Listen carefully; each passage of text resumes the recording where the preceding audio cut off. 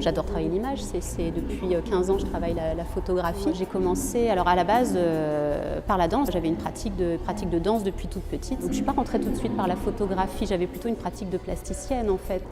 Ce qui m'intéressait c'était de voir la matière sculpturale être en train d'être travaillée en fait, en pleine évolution au moment de la prise de vue. Donc je crois qu'il y a plusieurs choses en fait dans cette série, il y a ce travail-là du mot et de l'image. Il y a un manque dans l'image à retranscrire des sensations, tout comme il y a un manque aussi dans le mot à pouvoir nommer justement ces sensations. Et je crois que j'ai besoin à un moment donné que les deux se retrouvent.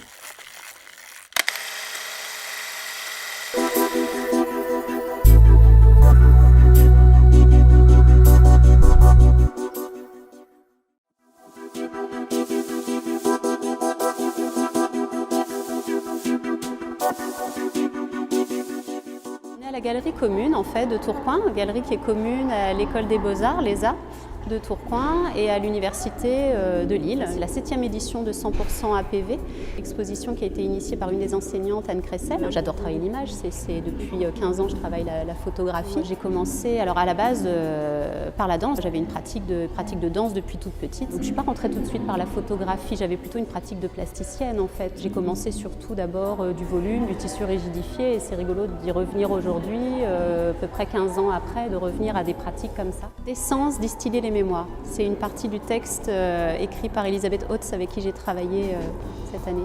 Je voulais absolument travailler les mots. Oui. Moi j'écris par ailleurs, mais c'est des choses que je ne peux pas montrer. Je ne trouve pas du tout ça valable et intéressant. Et donc voilà, je suis très contente d'avoir rencontré Elisabeth et c'est un travail de plus d'1 an en fait, d'abord de rencontres, de discussions avant d'aboutir à quelque chose. C'était évident que j'allais travailler le flou pour parler des sensations. Donc très vite en fait avec Elisabeth, il y a certains mots qui ont commencé à émerger et on savait qu'on allait travailler sur tel et tel mot, telle et telle notion.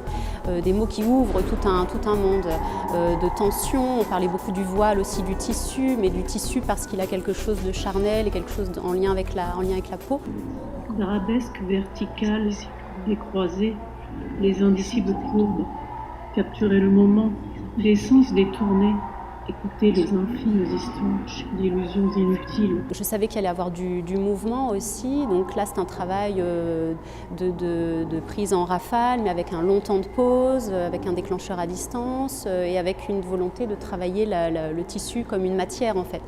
Ce qui m'intéressait c'était de voir la matière sculpturale être en train d'être travaillée en fait, en pleine évolution au moment de la prise de vue.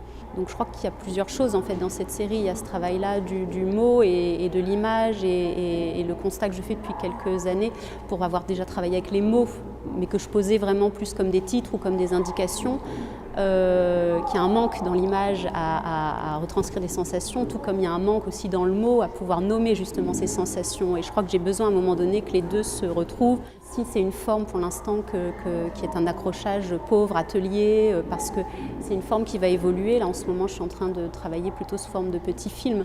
Donc toutes ces séries de photographies en mouvement, je suis en train de les monter avec ce texte qu'on entend. Alors en fait il y a eu un travail de montage sonore aussi pour qu'il y ait des chuchotements et des choses qui viennent s'imbriquer différemment. Les mots en final sont plastiques et peuvent être combinés autrement. Et la forme, mon image aussi, va se combiner différemment en fonction des opportunités que j'aurai pour montrer. En fait, ça va prendre des formes différentes. C'est vrai que le choix du tissu, il est double. Il est à la fois sculptural et en même temps il est décor. Alors moi, c'est vrai que tout de suite, j'ai pensé aux intérieurs de papier peint de chez ma grand-mère. Et c'est vrai que juste avant ce travail-là, j'ai fait tout un travail autour d'une maison qui va bientôt être vendue, une maison dans laquelle j'ai vécu. Et donc, j'avais encore en tête ce travail de mémoire. Et c'est vrai qu'avec Elisabeth, on a beaucoup aussi évoqué ce travail-là de mémoire. J'avais déjà travaillé une sculpture sonore et ça m'avait intéressé de cette idée-là que cet objet figé puisse être quelque part en mouvement. J'aime aussi ce rapport-là. C'est pas, je ne me considère pas que comme photographe, mais du coup, je ne sais pas trop s'il faut coller une étiquette, j'en sais rien, mais photographe plasticienne, parce que j'aime aussi brûler mes photos, j'aime aussi les découper quand c'est nécessaire, les malmener. Et du coup, là, il y a comme une espèce d'extension à la photographie, d'avoir une forme sculpturale aussi. Dans mon travail, il y a souvent des choses qui, j'ai l'impression que c'est jamais fini en fait. On me l'a souvent reproché d'ailleurs, à un moment donné, il faut que ce soit montrable, exposable, fini, vendable. Mais non. Donc il y a des choses que j'ai mis de côté, et que j'ai envie de reprendre, ce travail autour de ces lieux que je vais bientôt perdre. J'ai envie d'en faire un livre aussi, mais ça c'est des démarches assez longues. Donc il y a un travail d'écriture là aussi, un travail d'image. Donc ouais, le livre là, j'ai envie de donner cette forme-là pour travailler autour de la mémoire de ces lieux.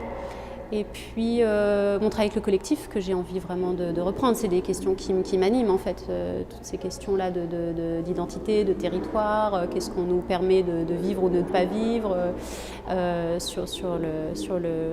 en France et ailleurs, hein, de toute façon. Voilà, ça c'est des questions qui me soulèvent, qui me donnent envie de bouger.